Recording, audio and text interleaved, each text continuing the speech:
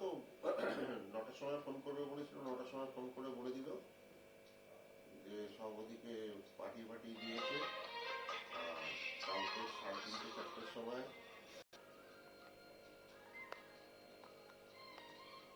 মনীষ গুপ্ত তো আপনার ইয়ে ছিল, তো ও তো রিটায়ার্ড ইয়ে, তো ও তো